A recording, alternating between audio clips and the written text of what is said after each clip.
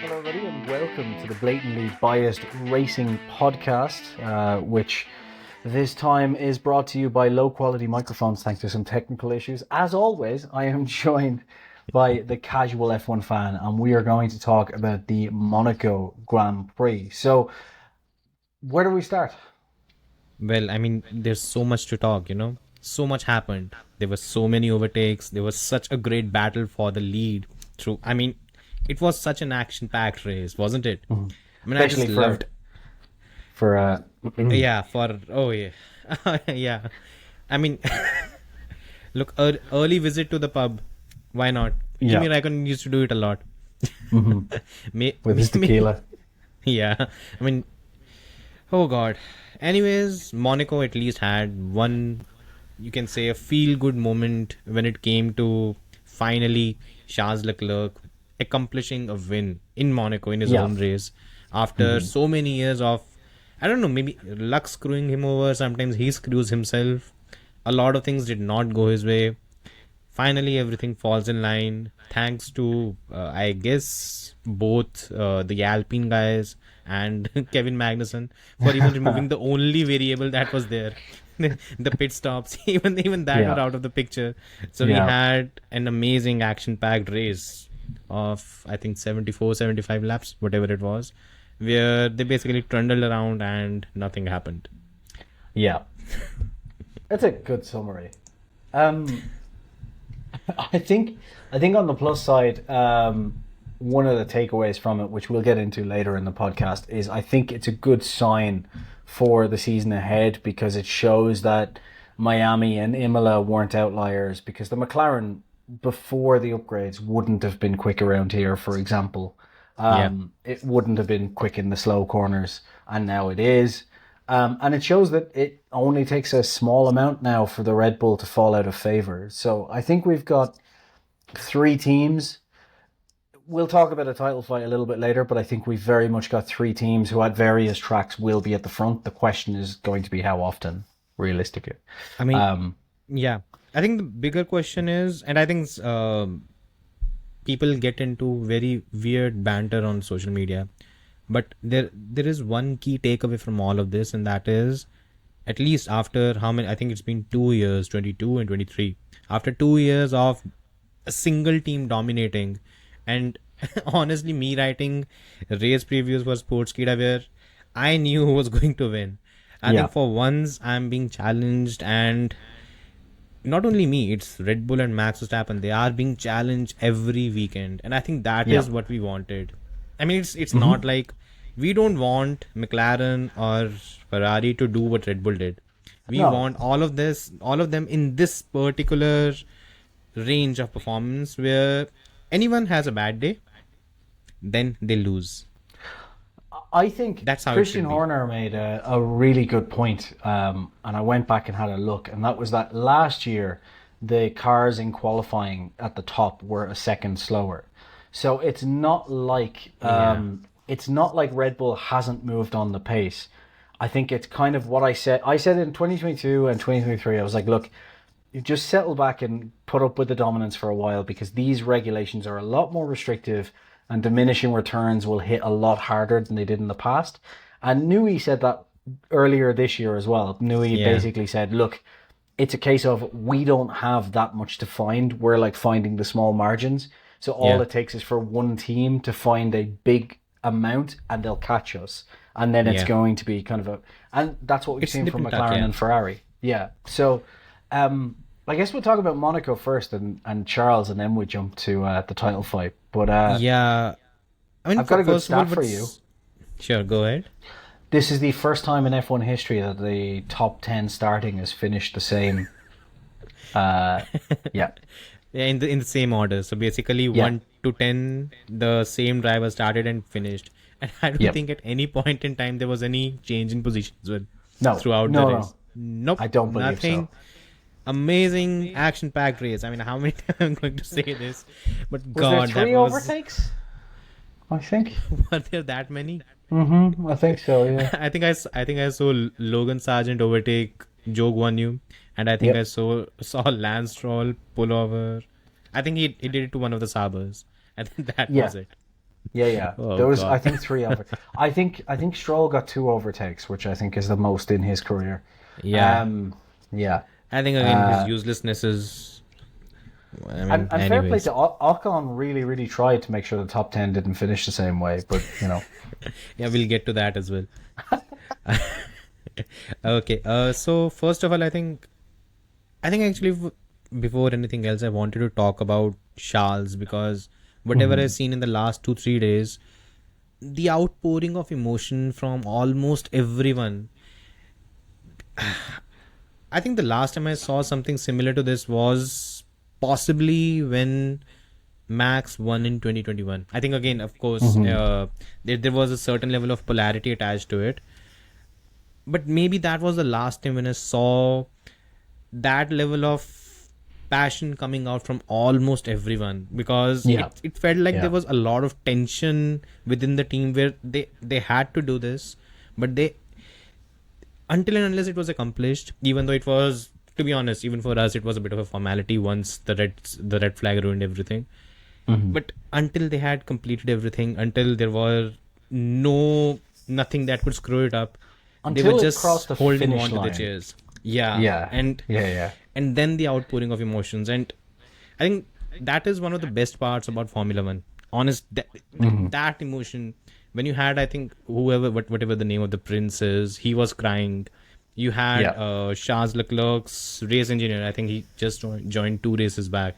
He was crying, and you want to see that, and that's what makes things a bit less monotonous. And you need that feel good factor in Formula I, One. I think for me, the last three races have been kind of a summary of how I feel as an F1 fan, right? Because I think for a lot of people, the last three races probably weren't very interesting, right? If you're talking about on-track racing. So Yeah, I agree. at Imola, we didn't have many overtakes. What made it interesting was that kind of fight to the end, right? Yeah, At Miami, again, we didn't actually have that many overtakes. It was the Lando Norris story. And I think, yes, given as a person who's not really like, I've got favorite drivers, but I'm not a fanatic of anyone. Like Sergio Perez is one of my favorite drivers, mainly because I live in Mexico, and I think he has been obligatory. brilliant at. Yeah, but he also has been brilliant at various points in his career. Yeah, agreed. This is not one of them. But I think it's a case of this is kind of why I think as an F1 fan, and not to sound pompous, but I think one of the guys, I'm trying to sum it up great. There was one of the guys in my Wheel Sports YouTube channel who said that this is the development of an F1 fan, which is you start kind of entering it as a fanboy of one driver, and then Yeah, you learn about the technical stuff, and then you kind of just come to love the sport as that driver kind of goes away. And I feel yeah, like I've gotten to that point where I'm not really a fan of one particular driver. And for me, that's made the last three races amazing because I've yeah, been waiting for Norris, who I know is brilliant, to get his win, and he got it. yeah, I've been waiting for McLaren or Ferrari to catch Red Bull, and I feel like Imola was kind of, oh, okay, Miami wasn't a one-off. yeah, McLaren are there or thereabouts. And then it was Ferrari, Charles winning. Oh, Ferrari's in this now as well. And we've been waiting for Charles to win. And I feel like even though the racing hasn't been that great on track, because of all the subtext, it's yeah, waiting for these two drivers to win, waiting for a technical battle. It's not that the racing on track has been great. It's kind of what the storyline is building now. yeah. It's like Exactly. a great TV show. This this isn't the best episode, but it's building to a great finale, if that Yeah. makes sense. And I think that's my takeaway from these three races. And Monaco, you need that subtext because otherwise Monaco was, let's be honest, shit. Thank you. Finally, finally, Yeah, you said that. yeah, I mean, I've been trying to say it in an indirect way, but thanks for yeah. putting it up. Yeah, Basically yeah. addressing, addressing the elephant in the room. Uh, Qualifying was good as always, but the race was it was shit. awesome. It was Yeah, yeah. awesome, and I think one thing that stood out about qualifying was, I mean, we touched on it a bit last time around, where we said that Charles is starting to mature now, Hmm. right? And the qualifying was arguably, if you have to pick one particular session where you could see that Charles is not the Charles of old. it is this particular session because FP1, FP2, FP3, he dominated. There's no doubt in the eyes of anyone which driver had the pace and the performance, and that performance was not even there for Carlos for the chunk of it. When you come to Q1 and Q2, you see that Charles is not at the top in terms of he's probably not pushing the car as much as he would ideally, or maybe in the eyes of many it seemed a bit like that he was struggling. Yeah. Then we reached the Q3 first lap. It was at that point he just ramped it up, and just the first lap you could see that was the first time he was hustling the car. And again, the gap was not huge. It was, I think, a 10th or something like that. But you could see that how easily the time came for Charles, and how much Oscar had to overdrive the car to actually put it there. Yeah. And I think that is something that Max does. Max is someone who has learned this thing over time. I think Lewis used to do it as well, that you play the percentages. And now he's at the point where he's smartened up and he knows what needs to do. And that is a very, very dangerous Charles Leclerc. And I think what has been most impressive about Charles Leclerc the last couple of weekends as well is that even if, like, I have to say that the last lap in Q3 from Charles, or, Q3 from Charles, even watching him on board, he was hustling, but not like old Charles. Like, it felt like he was still keeping it very much under control. He was hustling it, but he knew where the limits were. And that's what I think the change has been with Charles over the last year or so. I think since Fred has come in, it's kind of been that let's just back off and kind of, not be on the limit 100% of the time, so that when that title fight comes, those mistakes don't happen. And I think Fred has very much been the calm voice of, like, okay, let's just take everything down a bit, relax a little bit, and not kind of have everything on the edge the whole time, so that when we're in a position with the right car, it's not like, oh, we're struggling, we're making mistakes, we're doing silly things all the time. And this new Ferrari and this new Charles has been really good, and dangerous. Yes, they are dangerous. I think it's exactly what Charles needs, and I think this weekend is kind of that perfect thing for Charles to kind of go, right, look, I haven't lost anything, I've just gotten better, and I'm ready to go again. Because the last couple of weekends, Carlos Sainz, Charles has just been the better driver. He's now second in the championship, which is crazy. But I mean, he was coming into Monaco as well. I think, but the gap has reduced from 48 to 31 points. That is less of a swing than Max had to make at this point in 2022, as far as I remember. I think at Max this point, had to do 34. I think I saw something similar. And the bigger thing is Max is one DNF away from Charles closing right up. That should scare Red Bull. And I mean, I think that's where I actually come down to one very, very... I think this is something where I feel Formula One in general as a sport and honestly as a marketing agency, it is missing out on one thing, and that is we are looking at a title battle. It's brewing slowly, but we are getting towards it. Yeah. If in Canada Charles wins, or if we have a bad race for Red Bull and you have both the McLaren and Ferrari ahead of Red Bull, the championship is going to close up even more. You cannot discount it. There are 16 races left. 16. Seasons used to be this big. This is exactly what I was just going to say. I think everyone has been saying that it's optimistic to think that a title fight could happen. But I think the thing that people aren't taking into account is, one, it's a 25-point swing if Max has a really bad weekend and Charles or Norris wins. That's a huge swing in one weekend. Singapore, for example, could easily be a 25-point swing. We know that, if Red Bull struggled at Monaco, they're going to struggle. Excuse me, my voice is going. They're going to struggle at Singapore. And Austin. And there's Austin as well.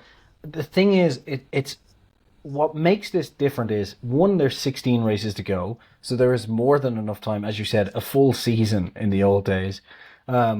and not even the old days. When I started watching, I think 2004 was 18 races, so it's this is something basically like a that. full season. Exactly. Yeah, and it was only 10 points a win at that point. So this is a 31 point swing can happen. It happened in 2022, and what makes me more excited and makes me think there's a title fight on our hands is for the last, again, 3 races, it's not like it's been some sort of crazy scenario where Red Bull has really screwed up. Red Bull has made little mistakes with setup where they haven't gotten the right window. But Max has been pushing to the limit. Like we saw him at the end of Imola, he was pushing to the limit. The McLaren was pushing him. In Monaco, he couldn't drive any quicker in qualifying. Like he literally made a mistake trying to go faster. And in Miami, yes, the safety car played out, but the McLaren was right there pace-wise. So, and that was the first weekend they had the upgrade. They had a lot to learn. So I think Max and Red Bull are still obviously the favourites, but all it takes is a few minor mistakes now. It's not like last year where there was a huge gap and they needed to really screw up. This is like, if they made one poor decision in qualifying, that's it. Like, that's all it takes now. So I think this could swing very, very quickly. Do you think Monaco was a reality check for Red Bull? Yeah, but I kind of feel like like Max said, we've been exposed, right? Now, he was talking specifically about this suspension issue that they had. Again, they're saying it's like a suspension issue, a problem with the suspension that they want to fix for next year. I think in reality, the point is it's like this was the quickest way to do it, but now it puts them in this tough window where they basically don't have any adjustment.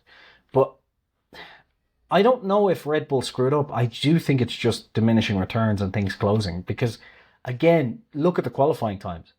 Red Bull are still a second faster than they were last year. It's just that the other two teams are so close now that even a small setup issue can make for a huge result difference. One question I'd actually, I'm sorry, I'm asking another question. If Max had not screwed up his lap, where do you think he would have qualified? P2 or P3. I think it would have been P3. Because I just wanted to check one thing. It was in I think qualifying. Someone did He was a 10th behind. Mm-hmm. I think there was only a 10th between him, the time that he had in his first run, and the time that Carlos had after his second run. Yeah. So Max could have improved a 10th, of course. And if that had been improved, he would have possibly been on the podium as well, right? Mm-hmm. Yeah, I think someone said that, or someone, I think it was, I can't remember his name from F1 TV, but one of them on F1 TV did the best sector times. So if you strung together all of their best sector times, I think even then, Max was still third. I think it was between Leclerc and Piastri. I think Leclerc was what was it, 0.07 ahead of Piastri if they strung together all of their best times. Yeah. Okay. If we do that, yes. But if I think the final one, I think in the last lap, Piastri had a yellow second sector, right? I think that screwed up things for him. Yeah. And I think I'll just, so there was 0.14 tenths between Max and P2. Yeah. I think you have to assume that something like that he could have possibly, he could have made that jump, right? Maybe to Charles P2. improved by a couple of tenths. Yeah, maybe to P2. Maybe. Do you think but do you think Red Bull takes confidence from this? I think the thing is, I think Red Bull is still confident that at normal tracks, shall we call them, they will still be the fastest. But I still think it just comes back to they are no longer the fastest by a comfortable margin. It's the good thing. I think Red Bull can take comfort in the fact that this is very strange for them not to get everything right. They got unlucky with the safety car in Miami, but in Imola, even with the fine margins, because the McLaren was still very, very close, they were able to still win. They were able to still kind of eke that out and get things right. So I think the thing is, Red Bull can take confidence in it's very irregular for them to make mistakes. So that's where they can take confidence. Like, you think about 2023, they had that wide margin, but they also very rarely made mistakes. Like, Max and the team have been pretty much metronomic with everything perfect. So I think they can take confidence in this was very, very bizarre for them to make a mistake. And even when they made a mistake, like you said, it's not like they were miles off. Like, they were still pretty close in terms of pace at a track where they knew it would be difficult. So I think they can take confidence in that they are still the favourites, and on most weekends they will still be the fastest. But surely they've got to be thinking to themselves, we have to now be perfect, because any mistake puts us P2 or P3. Any mistake. And that's where, and that's where comes my next question: is this the Red Bull of old? The Red Bull that won until 2023, I'll say. Is this the same Red Bull? Why I'm asking this question is honestly, no. That's not the bone of contention for me. I'll just set the table for you, because what has happened is, in the last, how many? It's been 5 months, something like this. In those 5 months, there has been too many disturbances. Quite a few people have left. But one thing that stood out, and I think we'll probably talk about it here as well, because I think it makes, there's a as soon as the race ended, there was one thing, and it probably did not make too much noise because the whole Alpine thing has kind of caught the eye of everyone. Jos Verstappen was in the paddock. Yeah. But he was not in the Red Bull hospitality for the most part. He stood by the track for a long time. He was up with Jackie Stewart, I think. Yeah. Sorry? He was hanging with Jackie Stewart, I think, for the whole race. Yeah, I saw that as well. And one thing that stood out was, as soon as the race ended, he was the first to send a quote to the Telegraph, and the quote was, they need to sort things out. The Red Bull dominance era is over, something like this. I'm paraphrasing. And third thing was, they need to start concentrating on racing rather than the other stuff, while he's been the one perpetrating the other stuff. So this is my take on it. Yeah, I mean, if the team is, this is not the Red Bull that was solely focused on winning. Every cog in that particular machine was focused on just one goal, and that was winning and performing the best on every goddamn weekend. This team is currently, at least for now, it seems that there are too many moving points. Everything is moving in different direction. You see one guy blaming the other. Helmut Marko has not been complimentary of the team and has not sounded as, what's the word for it, congenial, happy within the team since the whole thing happened in Jeddah. I'm starting to worry whether we are looking at a scenario where, since Red Bull is too disturbed internally, it is not able to bounce back and maybe respond to the challenge that Ferrari and McLaren are posing. Yeah, I mean, I think, look, Formula One is a confidence game, first of all, so they need to know, it's not just the driver, like the mechanics, everyone else needs to know that the team is fully behind everything they're doing all the time.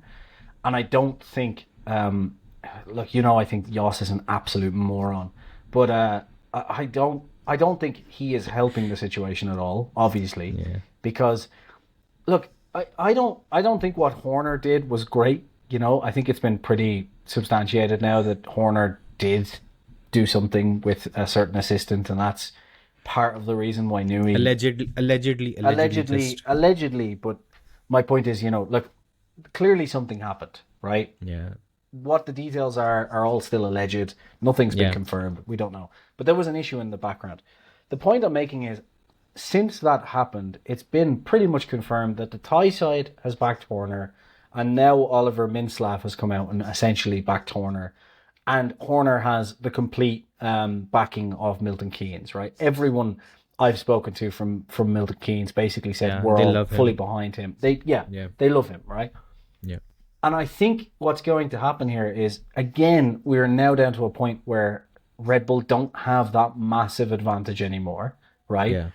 That's not a mistake by the team. Again, Newey admitted this was going to happen at the start of the year. He said this was inevitable.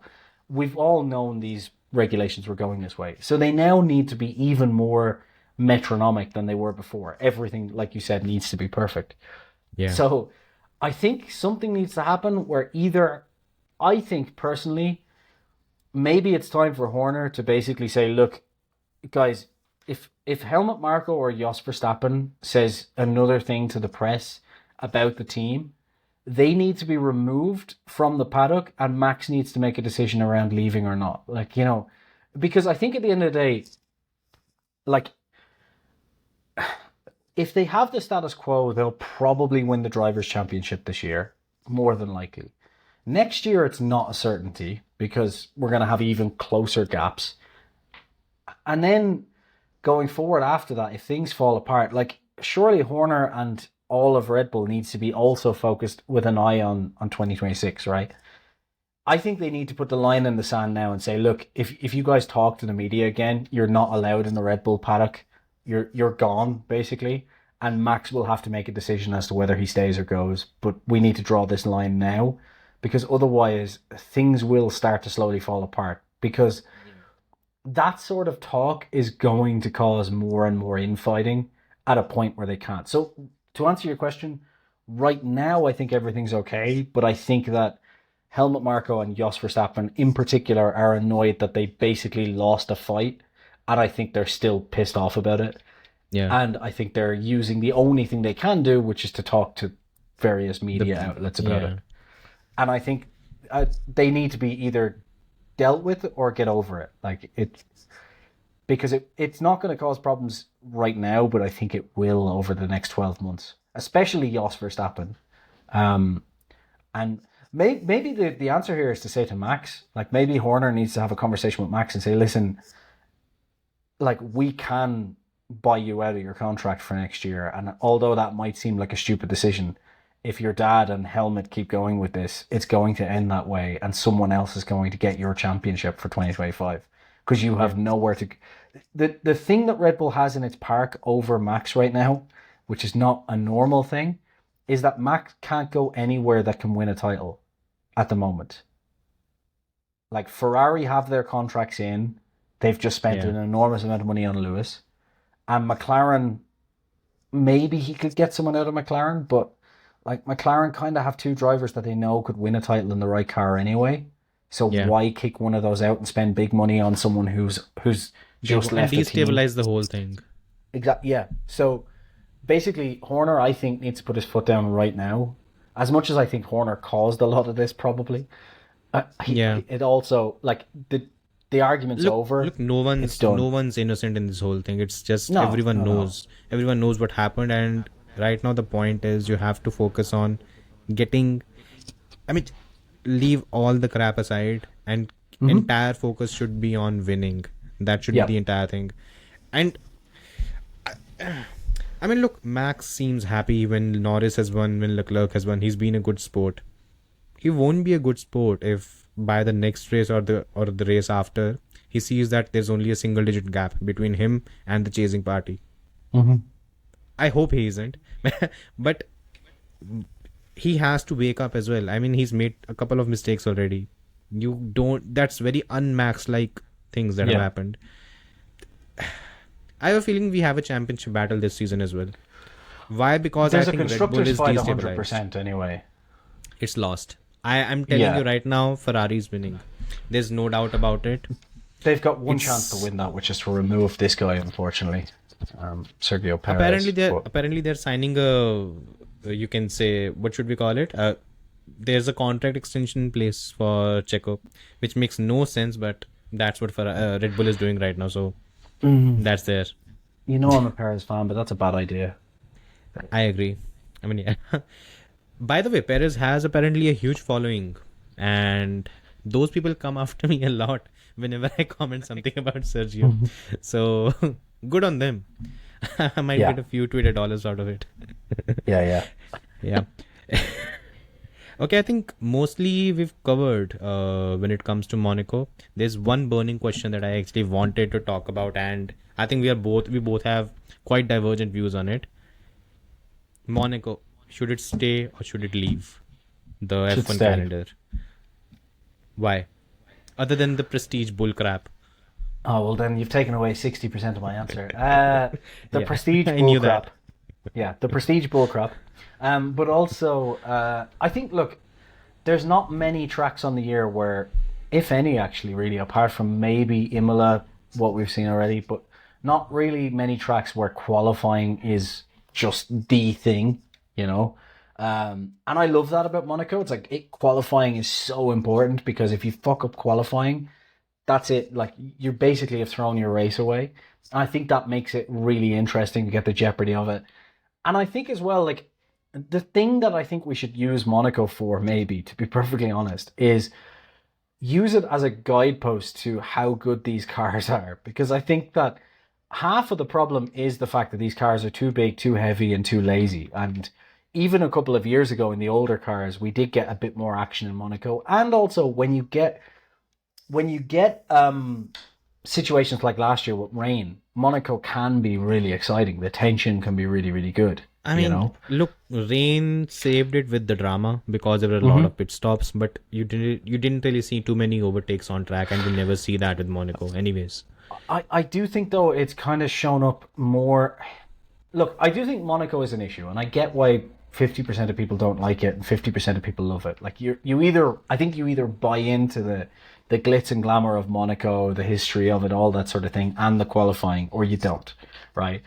But I think it's shown up a couple of things. One is a medium tire, regardless of how slow you go, shouldn't last 77 laps. First of all, right? the soft would have lasted as well. I mean, they're Yeah, they're driving at 5 to 6 seconds slower, and yeah. they're getting away with. I think the biggest example of how shitty the situation is, if you just take a look at Daniel Ricciardo's onboards in the Monaco Grand Prix, Alonso did nothing. Alonso basically drove in the middle of the track, and you can't do anything about it. There's Yeah. nothing. He I drove think. slowly. He was in control. He was just in the middle of the track, and that fat pig cannot move, and you cannot overtake. Do you think they should maybe? So I think there's two things they should, or 2 to 3 things they should do, which wouldn't change Monaco, but would make it a lot better. One is fundamentally change Rascas because it's too slow leading onto the main straight. They could Won't do easily anything. smooth. Well, they could smooth it out just to make sure the exit is better because at the moment, like we saw the cars literally like pushing each other through the corner, but then Yeah. because of the way it drops off and goes round, what But happens is yeah. they basically lose everything on the straight. So Yeah, but if the you straight curve is that too out, it would small, help. right? Of The problem course, is yeah, the but straight is also see too how small. close they were. If you Yeah. if you were that close, then you could get a sniff where you could basically try a lunge into the turn one, right? But the problem is, off of There's Rascas, there's then too much yeah. distance. So they could smooth that out. The other thing Maybe is, someone did say they could after the hairpin. There is a way that they could basically drive. I think it's up a little bit and then make a drive DRS flat through the out. tunnel. Well, make DRS through the tunnel You then. can't make a DRS through tunnel as well. I mean, they're again Probably the too dangerous, safety. but it could, Yeah. it could work. The other thing is, like, I think Monaco is usually boring, but at least we get strategy fuck ups, right? The red flag completely took that away, which I'm sure Leclerc Yeah. was really happy about. But maybe And we Leclerc should, fans, Ferrari fans as well. yeah, but maybe we should make some sort of rule where tire changes under the red flag don't count towards your mandatory tire change. There is another, like, that could be done. And I think if you're going to have a mandatory tire change in F1, then that probably should be the rule because realistically, the tire change is to allow for strategy. It's not because of Yeah. safety. It's because we want some sort of jeopardy in strategy, right? Yeah. If your tire change under the safety car, you're taking a gamble always because anything could happen at that point, right? Or you could do it before. The red flag Yeah. one is kind of a no-brainer. Yeah. I think, look, for me, the main issue came in because, so my weekend, I spent the weekend with my parents, mom and dad. So what happens is, me and my dad, we tend to sit through all these races and stuff.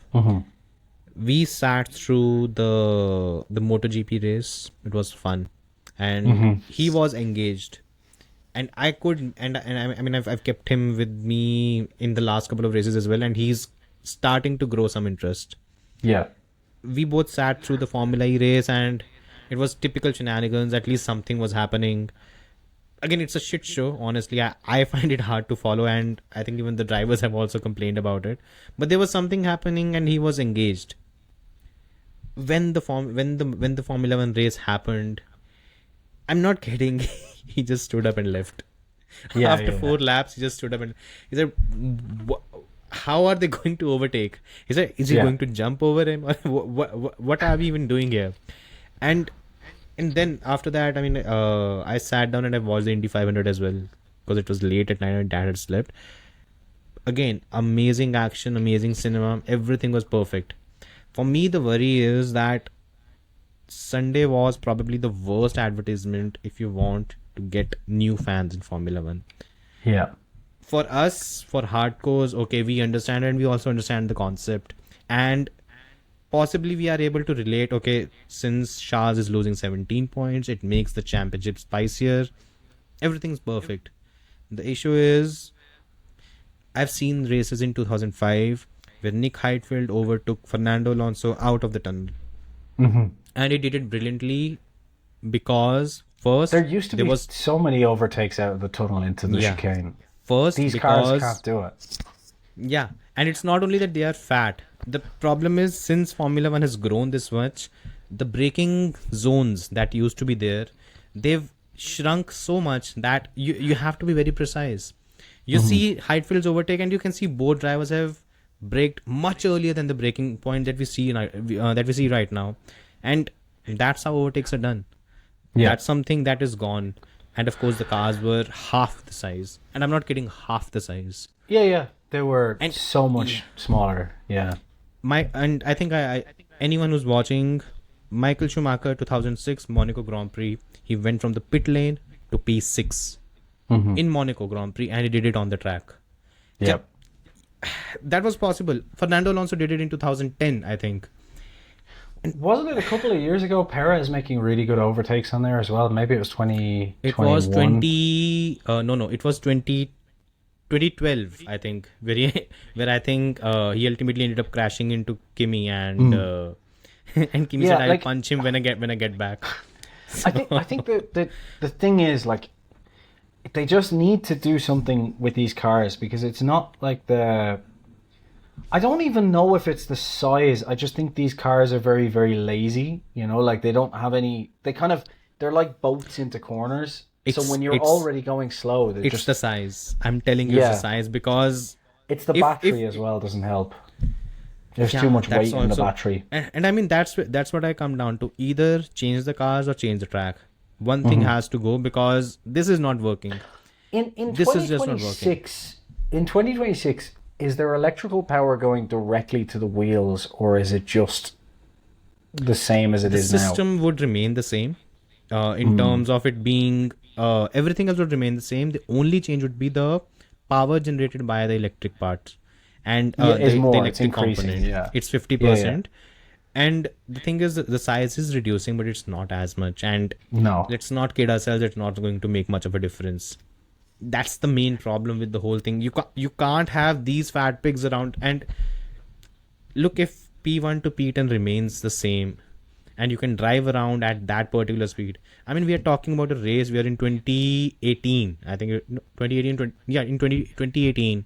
Daniel Ricciardo had an ERS failure, and he could still win the race. Yeah. That's what we are talking about here. And I remember that Vettel hustling him the whole way. Yeah. And you just can't do anything. Again, 1 or 2 races is fine, but that was poor.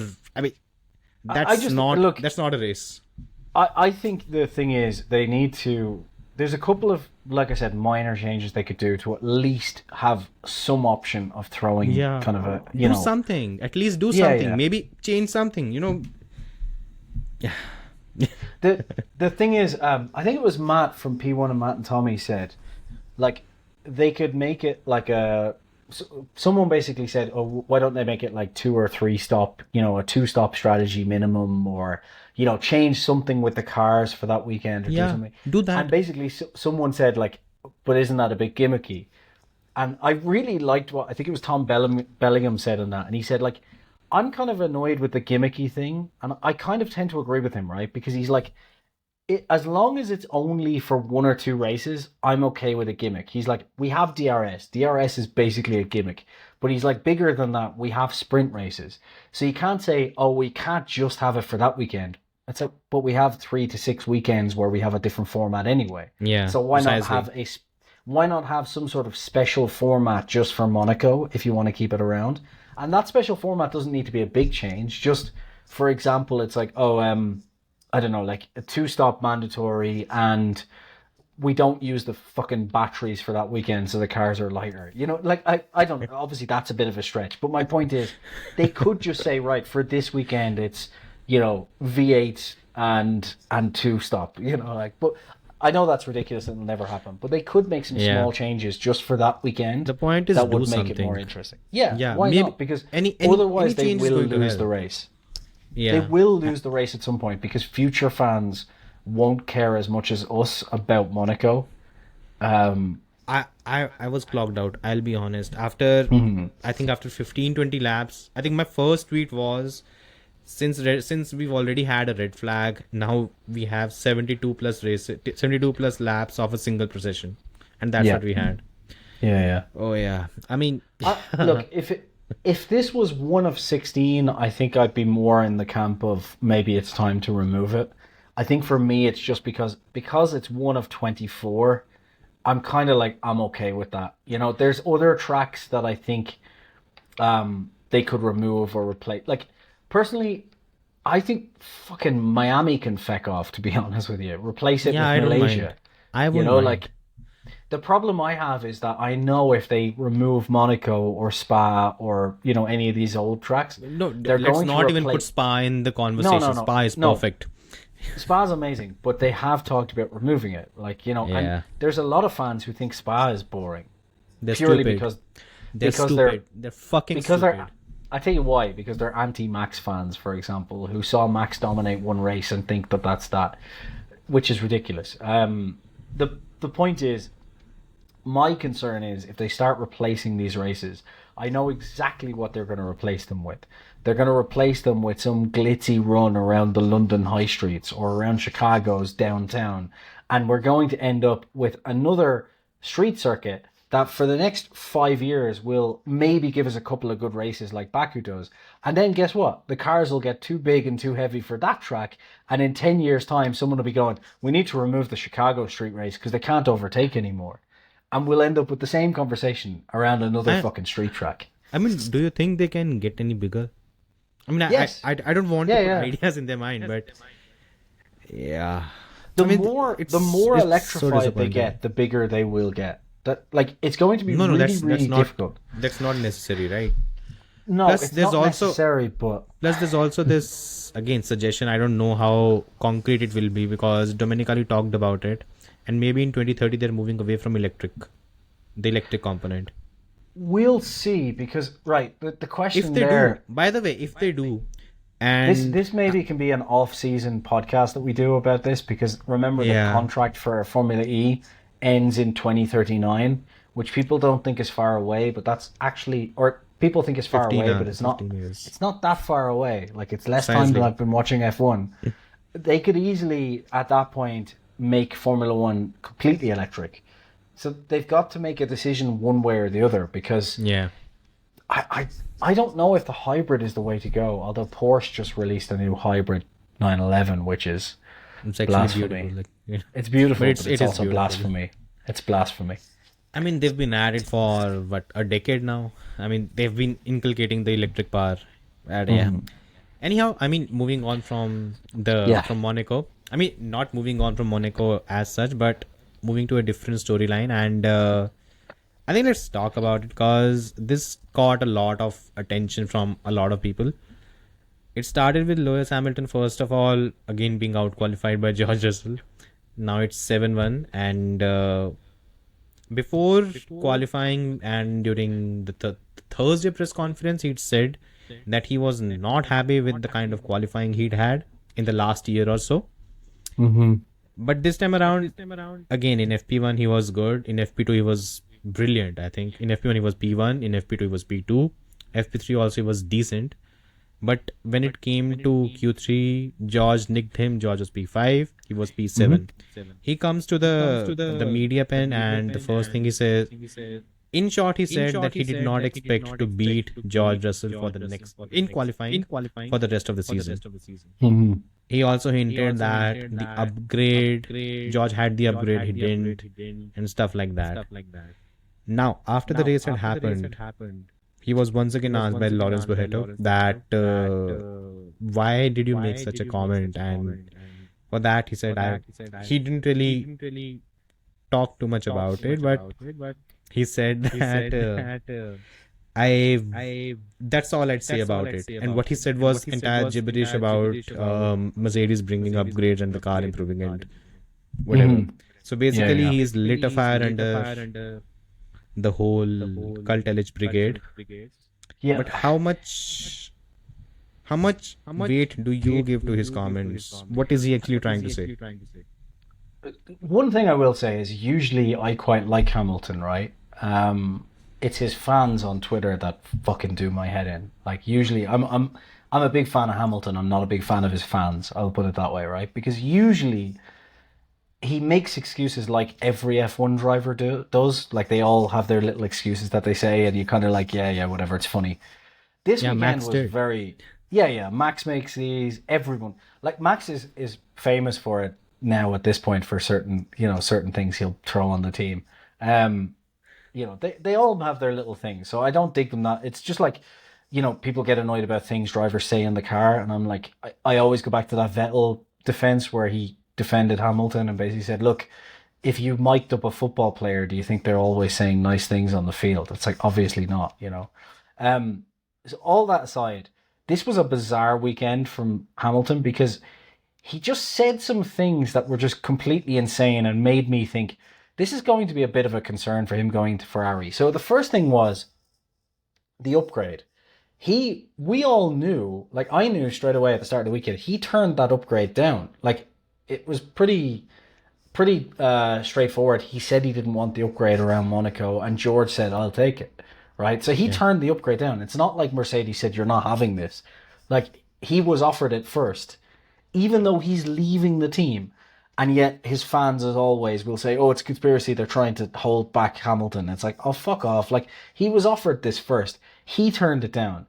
So then for him to come around and say, like, oh, well, George had the upgrade and that's why he was ahead. It's like, well, then why did you turn it down? Like, you didn't want to run it. So that was a very bizarre thing, first of all, to kind of hint that George got the preferential upgrade and not mention that he got offered it first. Very strange. The other thing that I found weird that is a big problem if he thinks he's going to have a good time at Ferrari is while Ferrari's communication is getting better, Mercedes is pretty good at communication. And the Bono thing where he had the lap, like he had the pit stop, came back out, right? And he said to Bono, you never told me the outlap was crucial. And even Crofty was like, I think he probably thought you would have known that, Lewis. Like, I mean, you're talking like 7-time world champion, one of the oldest drivers on the grid, one of the most experienced drivers on the grid. And he's going like, oh, you never told me the outlap was crucial. So he obviously knew it was crucial, right? And he said that over the radio in my head. Again, we need to take it with a grain of salt because he's in the car, he's in a stressful situation, all these things. Okay, I'll just, correct you bizarre. first. Jason, I'll correct you on this one. I haven't double checked it, but whatever the cult LH, they swarmed my tweet on this thing, and apparently according to them, and I've seen an edited clip of this where Bono tells him, just like treat this lap like you do it normally. There is apparently a couple of modes that they have when it comes to push. So they obviously outlap. Okay. Yeah. So maybe there is a level of miscommunication from Mercedes which cost him. There's also one thing that Bono says: treat it like Suzuka. Now I don't remember what happened in Suzuka when it came to his pit stop. Maybe was it about pushing too hard, or maybe bringing his tires in slowly? We don't really know that. Okay. So maybe there is a level of Mercedes being a bit like Ferrari used to, where they didn't really communicate the whole thing. So that was there. But yeah, the rest of the part, you're mostly right. Okay, yeah. I wasn't following the radio completely, so I was just taking what was on the live broadcast. So that's fair enough. If there was more, it's a lot of people actually. They're actually still shouting on. I was following Piastri and Leclerc on boards. I usually watch the race and have like 2 on boards, and that was the most interesting for me. So I wasn't paying attention to that. Yeah, I don't know. I just the comment that he's not going to be faster than George for the rest of the season, like that's what does it even mean? That's the strangest one. Like, is that basically like there's only 2 things that could mean. One is that I'm not comfortable with this car and George is. So okay. Like, I was actually curious when you said there are 2 things that could mean, because in my mind it meant only one thing. That was sabotage. That's the only thing that came to my mind. I was going to say there's 2 things. There's two things. You could say the honest one, which is that I'm not comfortable with this car. George is, and I don't think I'm going to get comfortable with this car in qualifying. So George will be faster. Essentially, I could work harder, but I'm fucking off to Ferrari next year, so I'm just going to kind of keep going with whatever, right? Which, to me, is like, I hope that's what he meant, because that is the most honest answer, and I love it. It's just kind of like, yeah, George is faster, and there's no point me really piling in a load of effort to get faster, because I'm leaving. Yeah. I hope that's what he meant, because that makes the most sense, and I'm like, that's a fairly honest answer. The other answer is, like you said, where he's saying, he got that front wing, he's going to get all the preference, they're sabotaging me, even though, once again, he was offered the front wing first. Like, so none of it makes sense. Again, pardon me, I'm going to correct you again. So, according to George, it was a coin toss between the 2 that either of them can pick it. I mean, who wins the toss, they get the front wing. Apparently, Lewis turned it down because it was too risky and he did not want to go ahead with it. But it wasn't like he was offered it first. It was equal opportunity for both. Whoever won the toss would get it. So that was how it was going to be. But the point, regardless, the point still is he turned it down. Why I'm specifying it, because the entire army is going to come. Oh, I couldn't care less. If any Cult LH people are watching this, please unsubscribe and fuck off. There. Job done. So, also the same with any like crazy Max fanboys. Any Max fanboys as well, because you annoy me too. Because anytime I say anything nice about Hamilton, I get a response of 20 million paragraphs telling me how Hamilton, basically, and I'm like, I don't care. I'm not a Hamilton fan. And then I post something about Hamilton, and they're like, oh, clearly you're riding Max, and I'm like, I'm not a Max fan. Like, what are you talking about? Like, so any of you guys, subscribe and watch if you want, but don't comment, because we're not going to reply. There. No, we will. I will. And I will do it in the best possible manner. Yeah. And I think anyways, coming back to the main thing, this is just the 8th race of the season. Mm-hmm. Where is his mind at? Is he supposed to be? Is he already fucked off to Ferrari mentally? Because that's what David Coulthard said. And I have a feeling that this might be the case. I think that is the case, but I also think that's really concerning for next year, because, like, if he gets into that mindset now, like, F1 is a confidence game, and you have to kind of get yourself in and out of these mindsets, and we see it with drivers all the time. So, like, if he's kind of annoyed at the Mercedes situation at the minute, and he's just like, yeah, I'm done, I'm going to just focus on going to Ferrari next year. Yeah. Like, next year he's going to have to cope with a much faster qualifier alongside him, right? Yeah. Russell's really good in qualifying. And I am really sick of people bashing Russell, because I think it's just recency bias from last year. It's not even that. It's simply because he's Lewis Hamilton's teammate, and he's beating Lewis Hamilton at the minute, so obviously, yeah. But Russell's a very, very good qualifier. But if you were to say who is the best qualifier on the grid, I wouldn't even say it's Max Verstappen. It's Leclerc. When Leclerc is fast, he's the fastest by a long shot. Yeah. Like, Max has been brilliant in qualifying, so I don't want to take that away from him. But it is Leclerc. So he's going to have that to deal with. He's going to have the fact that he isn't the number one driver at Ferrari, whether he thinks he will be or not. Yeah. Leclerc is going to be the number one driver because they're thinking Fred is very much two reasons. One is Fred is very much thinking long term. That's the type of guy he is. So he's going to be thinking on who's going to be around the longest, who's the younger driver, the Ferrari driver. It's Leclerc. Fred loves Hamilton as well, but that's what he's going to be thinking. And on top of that, I don't think Fred was actually, from what I heard, Fred wasn't really part of, like, he obviously gave a thumbs up for it, but Fred wasn't really part of this decision. He was happy with Leclerc and Sainz.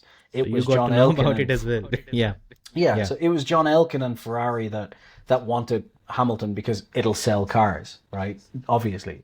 Yeah. Well, it should do. So he's got that to contend with, and he's also got the fact that he's never driven an engine that's not a Mercedes. And we've seen drivers before talk about this. The drivability of the engines are very, very different. Yeah. So he's going to have to cope with all of that. So he's going to come into a new team, new engineer, new engine, new car, environment, new handling. Exactly, completely different situation, and he's not coming in as the number one driver. So I think if his attitude at the minute is, well, George is going to beat me this year, and I'll wait till next year. Like, what's the attitude going to be like next year when he comes in? And if he gets the best Leclerc alongside him in a car that can fight for wins, like, it would be different if he comes into Ferrari and it's fighting for third or fourth. I think he'd be like, yeah, I can back off and get used to the car for a year. But if he comes into a car that can fight for a title in 2025 and Leclerc is beating him every weekend, that's a poor look. It could not be a worse look for him. And also just mentally as well. Like, remember Abu Dhabi 2016? Like, Lewis, we need you to play the team game here for a minute. Yeah. And he's like, I don't care, I'm not winning this. Like, Lewis, I think, is a class act, and he's a very different guy now to what he was back then to an extent. But he's a competitive guy at the end of the day, and he's so used to being the number one driver. Like, just out and out the number one driver. He's so used to that now. Like, he's not going to be that in Ferrari. Yeah. Like, simple as. Even if he was the number one at Ferrari, we both know Ferrari's not great at team orders. So it's still not going to help. I think there won't be any such thing where Fred comes out and does the number one, number two thing. He'll let things play out in the first half of the season. Yeah. Oh God. This might be a hot take. I think I've said far too many times now for it to be a hot take. I think Charles smashes Lewis. I'm not even kidding. I think so too. Yeah. I think it's not going to be. It's and we've had the sabotage thing at Mercedes right now. We're going to hear worse stuff when he goes to Ferrari. 100%. I can't wait for it because I almost want to screenshot all these guys and their tweets, because when they flip around and they're going to see an entirely different story. Oh God, it's going to be hilarious. Look, I think Lewis will do a really good job at Ferrari. I do think I think Lewis is still driving. He will be an upgrade to Sainz, basically. Yep. Why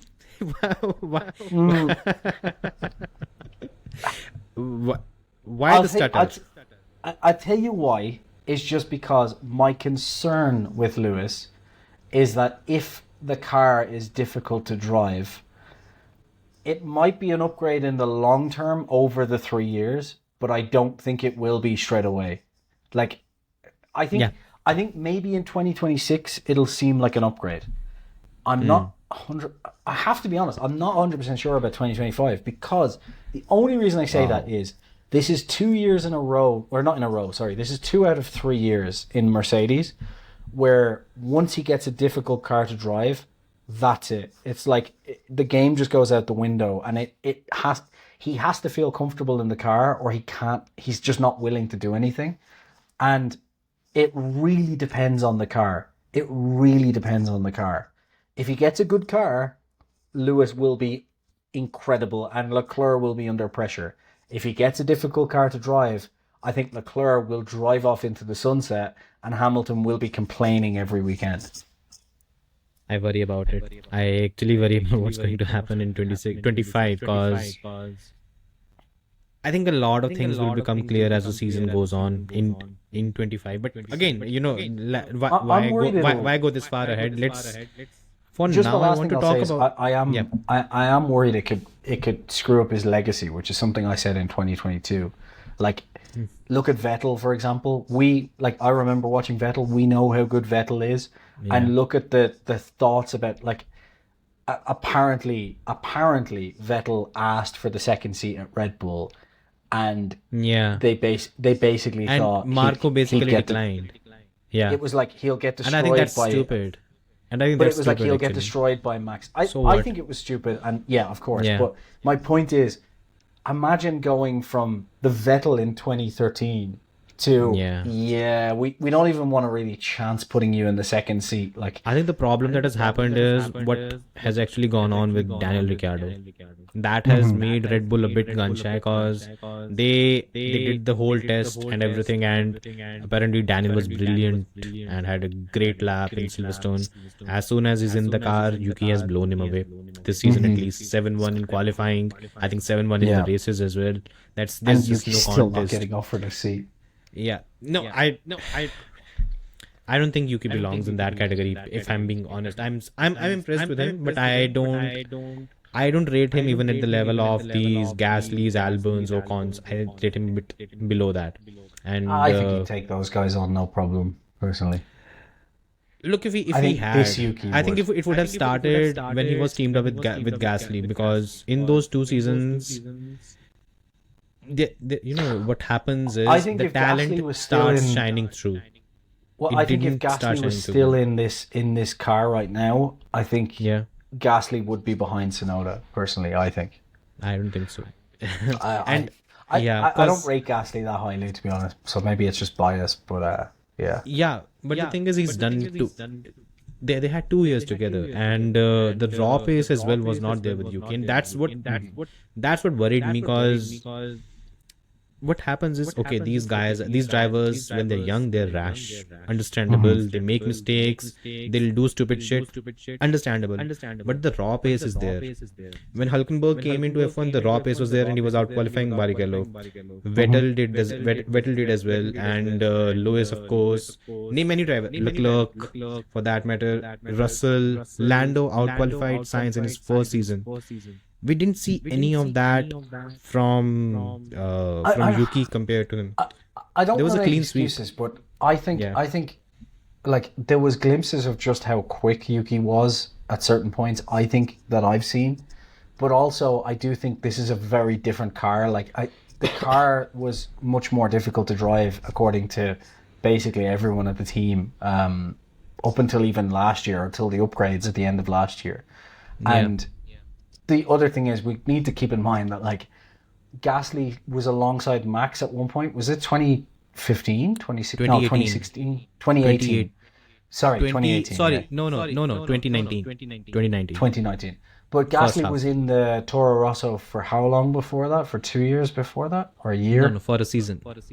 Was it only a season? Yeah, he was there. Yeah, he sorry. debuted in 2018, did a season, and the next season 2019 Yes, was with you're Red right. Bull. Yeah. Because Alex Albon got a season and a half, basically, didn't he? So that so that makes sense.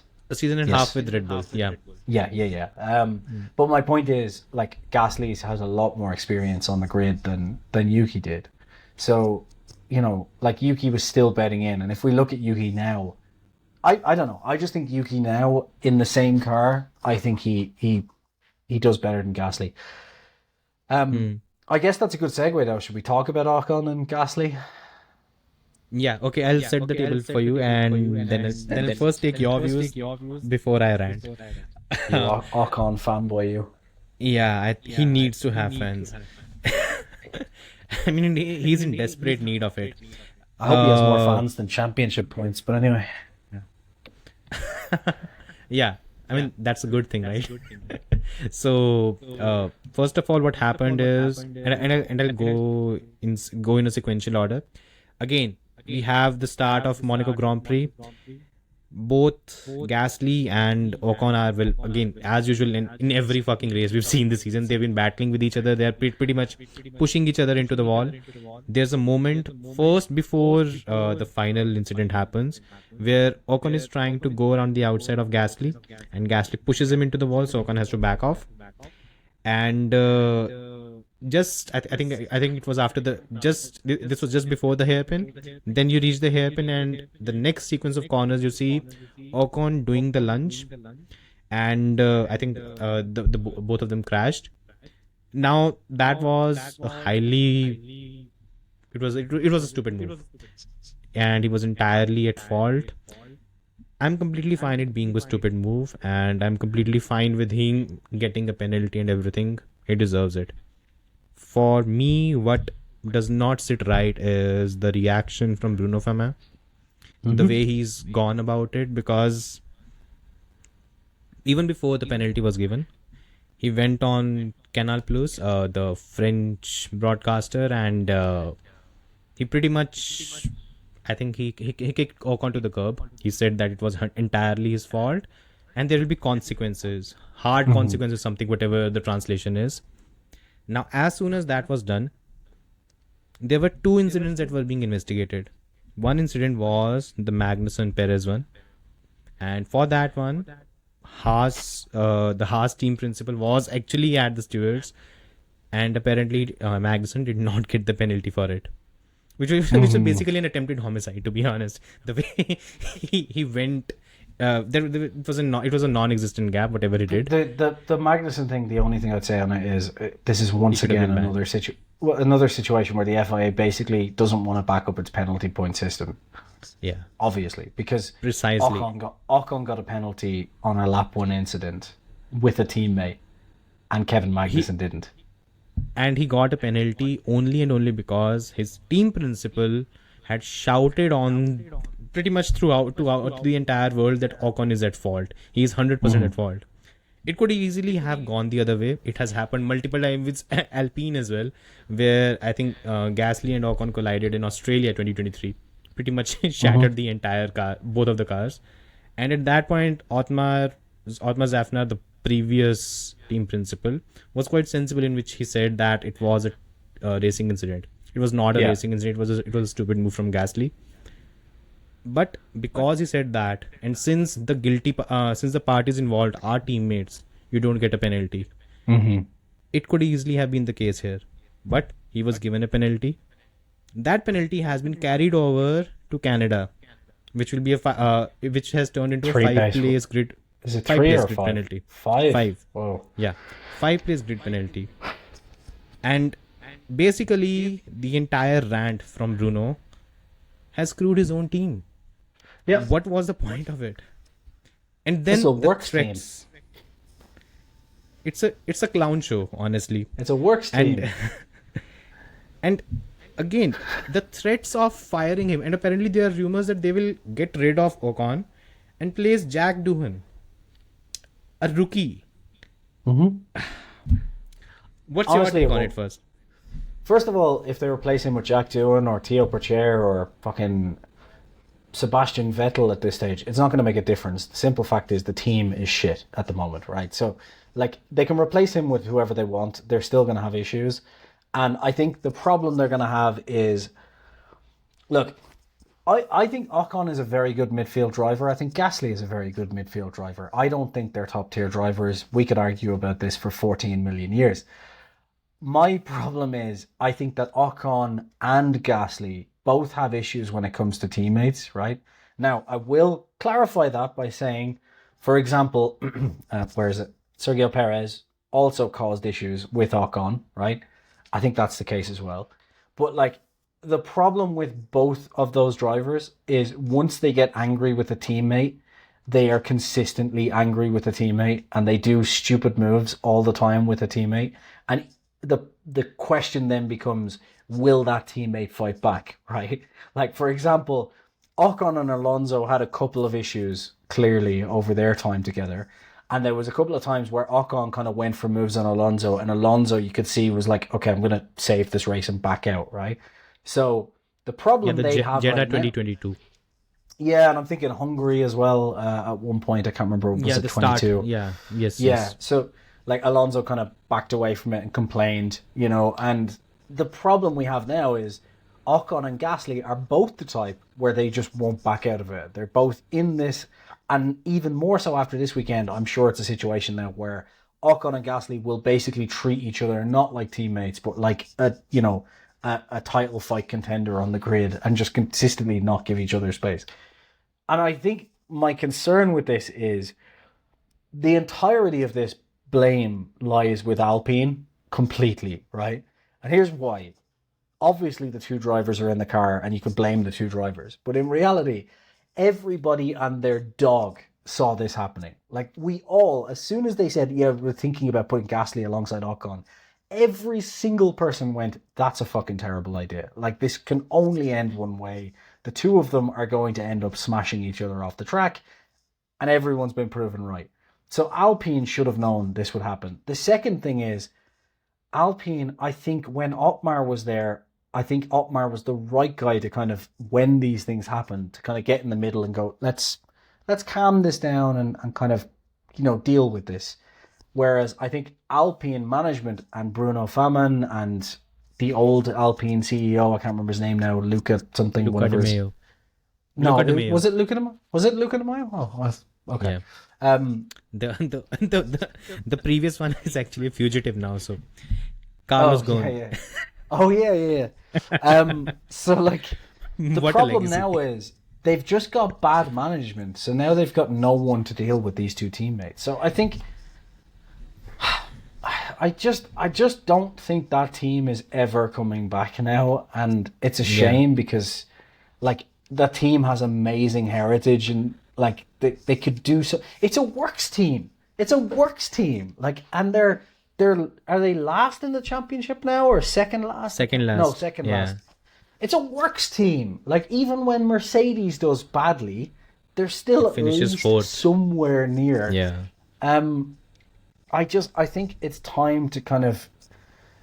The problem, I think, is that Renault just sees this purely as a marketing exercise now and has no interest in working up the field. And I think it's time for that team to be sold. In the interim, I think they need an experienced driver.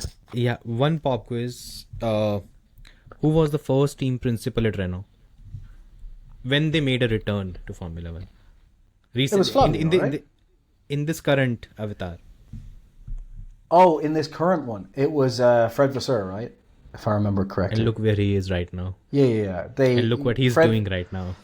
And Fred learned from that because Fred went in and basically the politics screwed him up and kicked him out, and he basically wouldn't put up with it. That was the whole thing. He and saw. This is why coming into Ferrari, Fred basically, as far as I've heard, put his foot down and said, "I'll come in, but I am team principal and everything gets run by me. Like basically, I don't want to be involved in your upper management politics.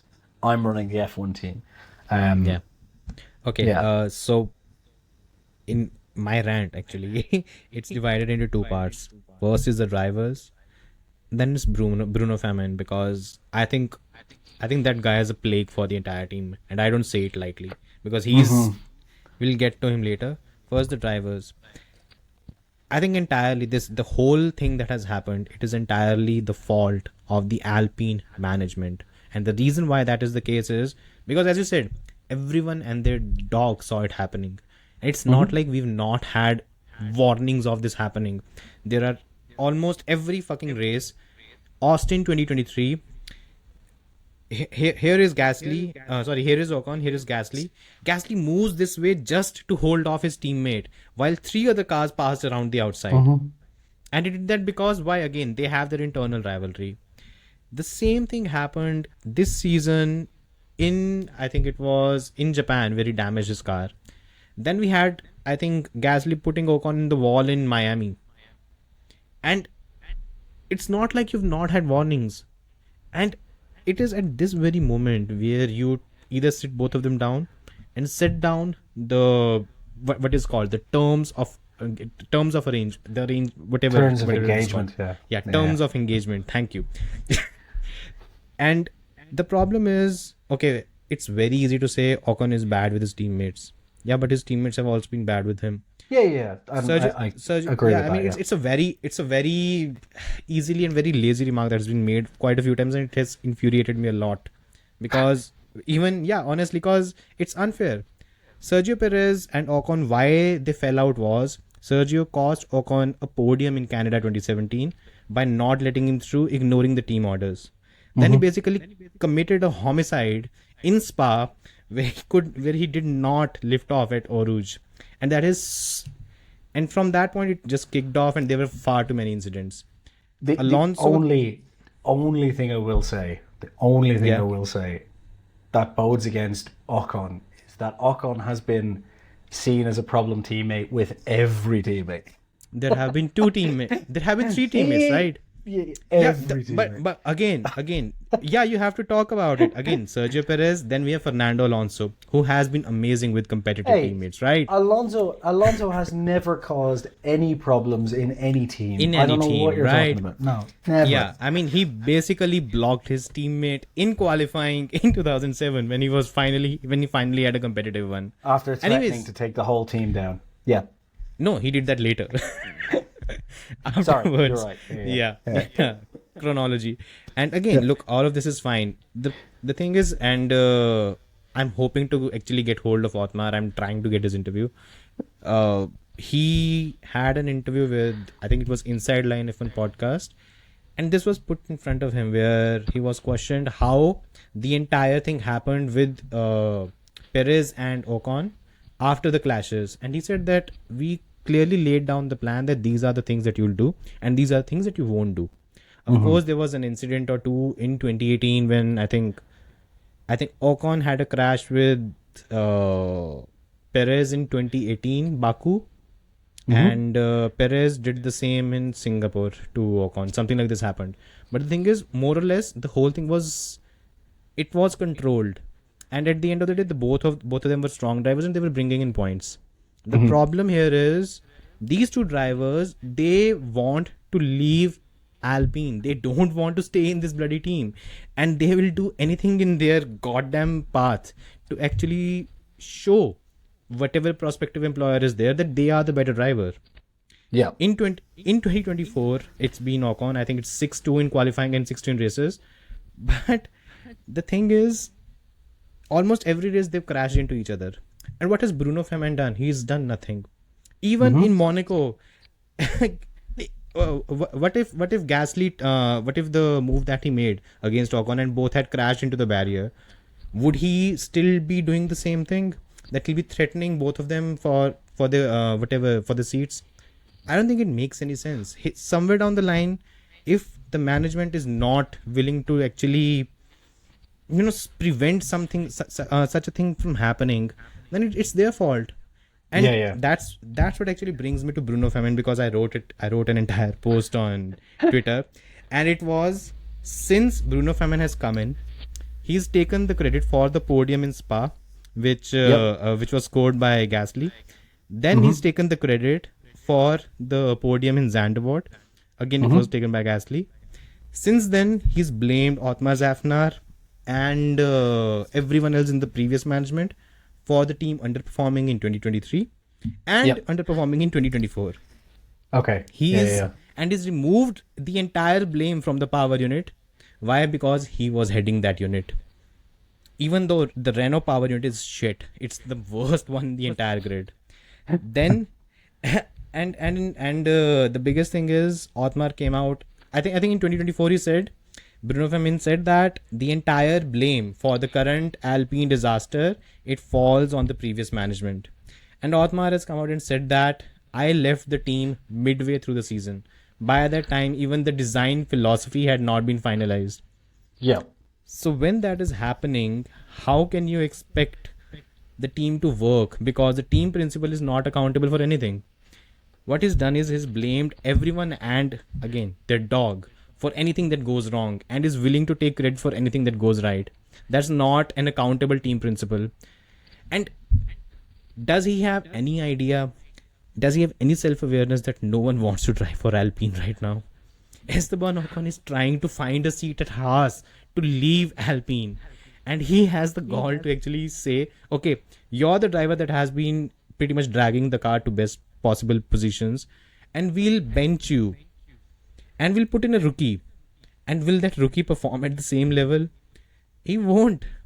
Right now, for whatever seats are available and whatever drivers are available, the Ocon-Gasly partnership is probably the best in terms of drivers. Or if somehow they can get a hold of Sainz, that is the best case. And he's kicking one of the drivers out for a collision, for a mistake he made after the 7 stellar races. Literally, like, where's the logic in all of this? Where's the logic? There is no logic. There is no plan. There is no. This for me is purely a marketing exercise, and I think what Renault is doing right now is either they are secretly building the best engine the world has ever seen, or more likely they're going to wait until the end of 2025 and then sell the team for a fortune more than they bought it for. And I think it's more likely because. It's the latter, right? Yeah. And Andretti needs to just buy the team and just tell these guys to fuck off, honestly. And I could see that happening, where they're like, okay, Andretti, we'll buy the team from you, and we'll take over the engine project over, we'll take your engine and we'll rebrand a GM and just slowly turn it into a GM just engine. Do it. Job done.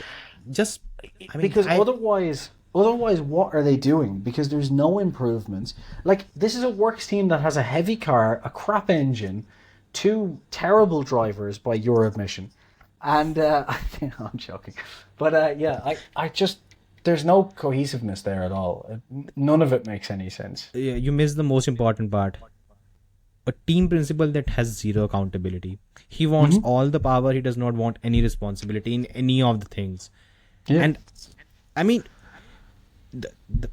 this team had Fred Vasseur as a team principal at one point in time. And they let him go. They've let go of Daniel Ricciardo, Fernando Alonso, Oscar Piastri. I mean, how much can a team fuck up? They wanted to be the French Ferrari. Unfortunately, they only wanted the bad side of Ferrari, which is the team is more important than anybody else. Is it a French thing, by the way? Laurent Rossi was famous for it. He would come in, swoop in all the credit, and then pretty much blame Rossi is who I was thinking of. Sorry. And he blamed everything that's wrong to the other guy, and I think that's the same thing that Bruno Fernandes is doing. He's basically following the same the French famously blame everyone else and then surrender. That's basically what the French do. As Jeremy Clarkson said, they're cheese-eating surrender monkeys. I'm just waiting till when they actually surrender. I mean, just leave the sport. I mean, biggest disgrace possible. I called them last year the worst F1 team, right? And I actually, and I hate saying this, but I think they're worse than Haas. And the reason I think they are worse than Haas is because I know in the constructors, but like, it's because of the expectations. Not even that. Haas, I don't expect not to do even well. that. I mean, Ocon joined the team in 2019. He must be so pissed off at how things are going that he would rather go to a Haas. Just imagine how pissed off a driver has to be that he leaves a fucking works team and goes to Haas. And he's won a race with this team. So he might... There are how two teams, fucked things are. They are one of the 2 teams alongside Haas that are going to... The thing is, Haas right now, thanks to the usual recency bias, right? Everyone's like, well, they're not that bad. Look, they're doing okay. There are 2 things. The reason for that is, one, they had a pretty decent car last year and the teams around them screwed up this year and are playing catch up. By the end of this year, Haas will be down at the back again. Back to the same thing. P7, P8, P9. Yeah. And they're going to lose Hülkenberg at the end of the year. They're going to likely give away Magnussen at the end of the year, which means they're going to have 2 drivers. Like, I'm sorry, but Alpine can't manage Ocon and his teammate, right? Haas are not going to do any better. Let's be honest here, right? Yeah, but I think it will be Ollie Behrman, right? Yeah, Ollie Behrman, right? Well, I think he's. Can I be honest? I hope Ollie Behrman doesn't go to Haas, because I think Ollie Behrman is a. Right? No, I know, but I think he's a really. This is one of the things, like. There's been some decent F2 drivers and some good F2 drivers that have just joined with the wrong team and lost their entire career, basically. Like, like imagine if Hulkenberg had have started his career at one of the top 3 teams, right? Even I with think his tire biggest management issue, he would yeah. have been brilliant. I think You the know, biggest problem with Hulkenberg was that he joined in an era where the whole the driver academy tires, thing yeah, kicked off. No, the yeah, driver yeah. academy thing kicked off because he was very close to joining with Ferrari, very close to joining with McLaren, very close to joining with Mercedes. But again, the whole driver academy thing, it screwed him up. Even at Red Bull, Hmm. I think he was in consideration when Vettel Yeah. left. But that's Like, just luck. picture Yeah. this right now. As fast and as amazing as Oscar Piastri is, how do you think he would have been viewed right now if he was alongside Ocon at Alpine? Like, He would have been he prob alongside Alonso, right? no, because Alonso was leaving anyway. Oh, yeah. What I mean is, if Alonso left and Alpine didn't, and Piastri didn't go to McLaren, Piastri would have been alongside Ocon in Alpine, right? He would have There been is viewed. no. He might have been viewed better. I'll be honest with you, because he would have He beaten might. Ocon more handily, and when Well, he does that, and Ocon was coming off beating Alonso, so you can just, I mean, again, we say outscoring that Alonso. we say that, but then like he's had the tire management issues, for example, right? So you Oh go into yeah, a difficult car with the tire management yeah, issues, with a very experienced teammate, and even though I think Piastri is just faster than Ocon, yeah, than Ocon, like we see when bad team management happens, again the confidence gets knocked and knocked and yeah, knocked and knocked. yeah, And if he was still in a position right now, a year and a half in, where he maybe hadn't got a point, like his head would just be all over the place, and it'd be like, oh, well, yeah. this guy's a failed rookie, and that would be how the paddock would then see him. So I think this is an issue that Yeah, Behrman but could have if I'll be honest. I think Oscar does not fall in that category because no, no. that's, I mean, he's, again, I'm finally regaining whatever faith I had lost in him earlier, because I think Oscar belongs in that top category, and Yeah, yeah. those kind of drivers, they don't just fall off the grid. Others do. Jean-Eric Verne was one of them who actually fell off the grid. Buemi was a good driver. Same thing happened with him. We've seen with a lot of others. Pascal Like, Wehrlein was also good. my This happened point with him. is like as good as Behrman is though, then Behrman basically if What's his Behrman future? joins well, if Behrman joins Haas, he needs to be the absolute best he can be. Because Haas are not good at supporting rookies, and if he has a difficult car and can't show what he can do, then my point is he needs to be absolutely spectacular at every moment. He needs to basically drive as good as Hulkenberg has in Haas. You get what I mean? Because otherwise what happens is But you're don't just you think he has a underrated. couple of years at least? I think so, yeah, but the problem is like I think McLaren taking a risk on Piastri was ideal because McLaren, when it hired Piastri, wasn't where it is now. Yeah. If McLaren was coming into this year knowing they had a car that could potentially fight for P2, right? Do you think they're thinking to themselves, let's put a rookie alongside Lando? I don't know. I think maybe they're going, no, I'm not so sure about this. Yeah. That You would know, have been a tough decision. I mean, they would have rather gone yeah, for a Sainz or a Gasly or something like that. someone a bit more Possibly. experienced. And that's my Yeah. worry with Behrman is Behrman goes into a Haas, right, alongside a more experienced driver. And Haas are terrible at managing their drivers. So the more experienced driver, even though that more experienced driver might not be regarded highly. So let's say it's Ocon, right? Ocon's regarded highly in the midfield, but he was overlooked for top teams. If Ocon beats Behrman over the course of a season or two, all of a sudden Behrman's ranking is, oh, well, he's not as good as an Ocon. You know what I mean? So that's where these sorts of things start to play. And F1 teams are marketing organizations as well. So they Yeah. have to be very... And if that happens, what happens is over 2 years, now there's this new young hotshot in F2, whoever that may be. And they're like, right, do we want Behrman who can't beat Ocon, or do we want to take a chance on that rookie? Antonelli, for example. I'm just throwing names out there. I'm not saying but we've seen this Yeah. happen. Like Schumacher, it wasn't a top tier driver. Mick, I mean, not Michael. Mick Schumacher, right? yeah. Yeah. Wasn't. I don't think Mick Schumacher was a top tier driver. But I think if Yeah. Mick Schumacher had have joined, say, in a Williams Alfa or in a Romeo. different Alfa Romeo, Williams, Under Fred somewhere Vasseur. that was good at looking after rookies, Yeah. there is a good chance that Mick Schumacher would now be in the same position as an Ocon or Gasly, where they're No, never he going would to have be been. seen. Yeah. Well, my point No, is, they're I never don't going to be think seen as a he's. top Yeah. tier driver, but he Yeah. would have a long career in the midfield, like a Perez, Yeah. for example. You know what I mean? Like, there's that kind of like, okay, well, he's not going to be a title champion, but he'll do a good job in the. And because of what I think happened at Haas, he was thrown out and never considered again. Yeah.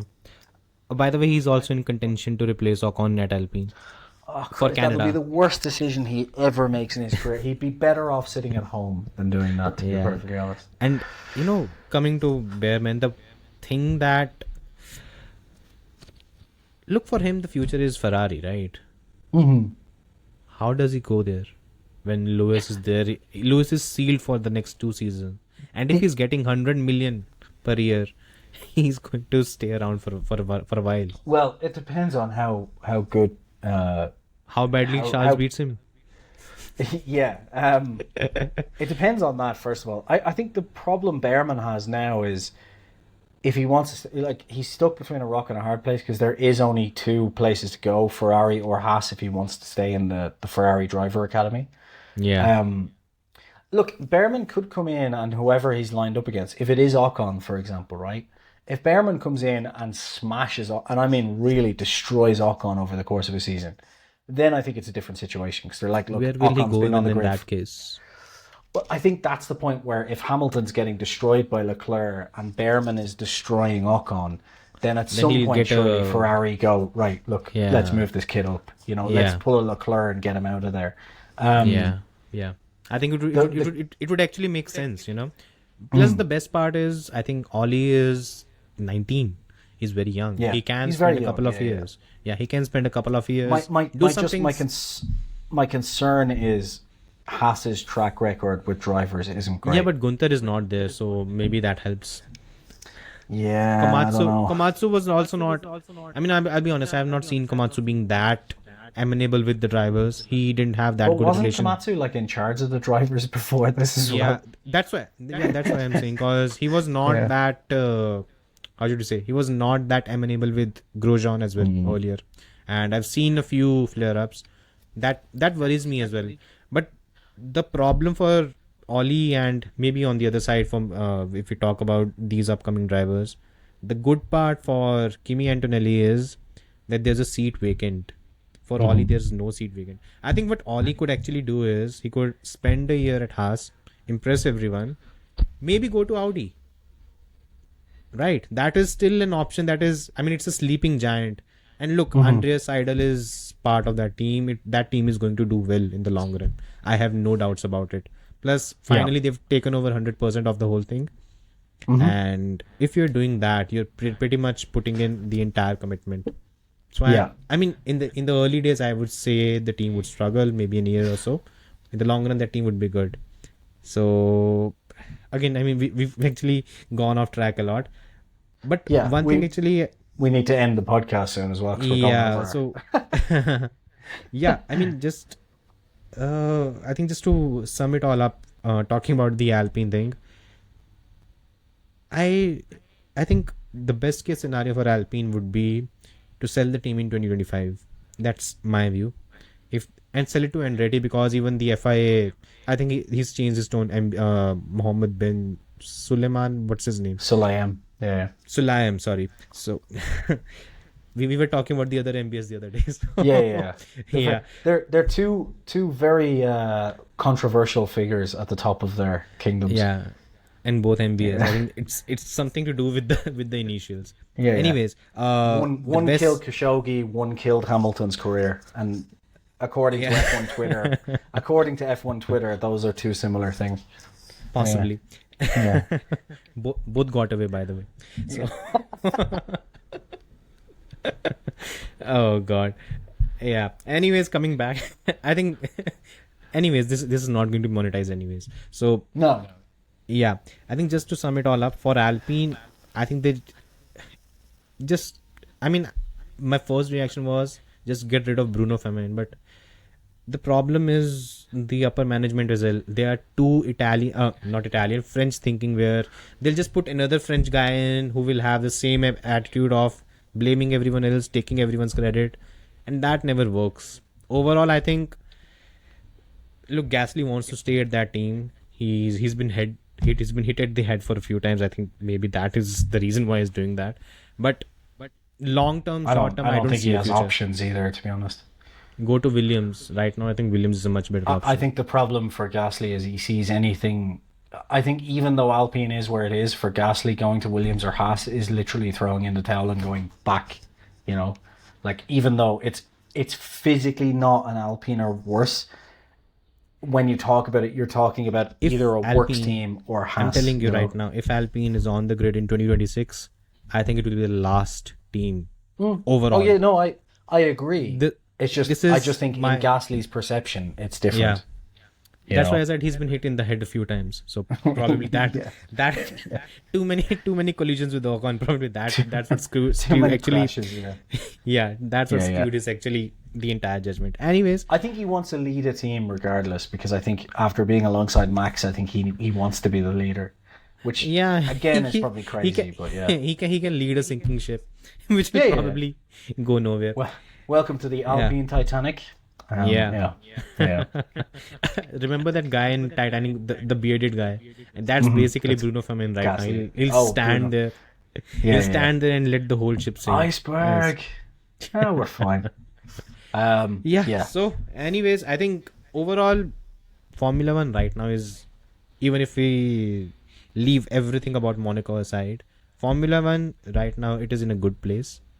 I'd say it is in a great place. It has not been in such a good position in the last couple of years. Since 2021, we've not been here. We might have a title battle, we might not. But the best part is we are going to Canada and we have zero clue who's going to win. And that is what I want from Formula One. And that is why I wanted to, that is why I started following the sport. Not even out of 2 drivers. Like, we've zero clue out of 5 drivers. Five Yeah. drivers. And Unfortunately, we're not including Perez in this, but yeah, with 5 drivers who could. I was going to say we're not including Carlos, but No, I'm sorry. As a Perez fan, I'm going to say this happens. I called it at the start of the season, and I said it last year. I said they need to replace Perez because every single season he has this mid-season slump. Every season, and I think it's happened again. So it was. I think it's not his mid-season slump. It's basically other teams catching up. He has a similar qualifying gap to Max almost all the times, and that just gets exposed as the season progresses. And on that bombshell, I don't know, because at the end of the year he always comes back. A couple of races. Who counts? That's my point, though. So I think it's just there's something wrong here. But yeah. He I mean, he I'll should actually go- have to he look should at the go to Haas. data. I think he might, but again, he's getting an extension. So really, Well, let's stupid. see. That's why, the fact that he's getting an extension is actually a red herring for me, because I think Horner needs to sit down and start thinking about the future without Max for Red Bull. I don't see Max being there for a long haul. I think personally they shouldn't give, like, again, I'm wearing a Sergio Perez t-shirt, so I don't take this lightly, but I just think this is F1, you need to perform, and I think it's a case of what Horner needs to do is do what Horner wants to do or wanted to do, and again, this is a poor decision, but I think for the rest of the season, halfway through this season, if Perez continues, he should just say, we're dropping you, and we're putting Ricciardo in for half a season, right? Okay. Let Ricciardo sink or swim at Red Bull. If Ricciardo does brilliantly, then great, and that way they have an experienced driver, and then if Max leaves, they can get someone young in or whatever. But it also opens up a seat to put Lawson in to RB and actually give him a full season or a season and a half to go, right, you did perform for Is those he good 5 or not? races. Yeah. Yes, let's put you alongside. If you're good enough, then we have our quote-unquote Max backup for the short term, until we figure out who's the next. Because at the moment, they don't have a Vettel, they don't have a Max. I have a feeling in 2025 they're going to target George Russell. It would Russell's and I contract wouldn't ends. be surprised if George took it, because surely George has to be feeling bad at that team right now. Yeah. Like the amount of attention Toto is given Max and Kimi. Well, it's just like George was supposed to be Lewis's replacement for when Lewis went. And then as soon as Lewis goes, he's like, we're desperate to get Max Verstappen. And you're like, well, what are you like? I'm supposed to be the Max Verstappen here. Like, And what are you he's talking done the about? job. And it's not like he's not done the job. He's beating Lewis. It's 7-1. And if that's not enough, then nothing would be.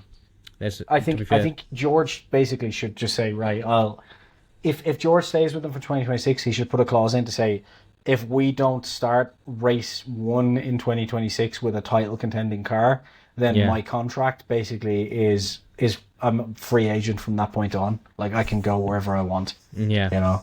Something like that. I think it's time for him to actually break free. Anyways, I mean, that's a topic for another day. And we've gone on for quite a bit. We've got 9 minutes over our self-imposed cap on this podcast. Yeah, it is. We'll find a way. Yeah. You guys can watch it at 1.25x. So maybe it will. The good thing is, this was the same length as the Monaco Grand Prix, and more things happened than the Monaco Grand Prix. It was more eventful, more entertaining with that load of crap. Yeah. Anyways, on that bombshell, I think first of all, thanks guys, thanks for tuning in. If you've not subscribed, please subscribe. If you're not triggered, then we apologize. Yeah. we aim to offend. That's the motto of this entire podcast. Max we hope we do that next time around. Thanks, Jason, and all right. Thanks, guys. Like, subscribe, comment, call me an idiot, do whatever you want. Talk to you. Bye. Bye.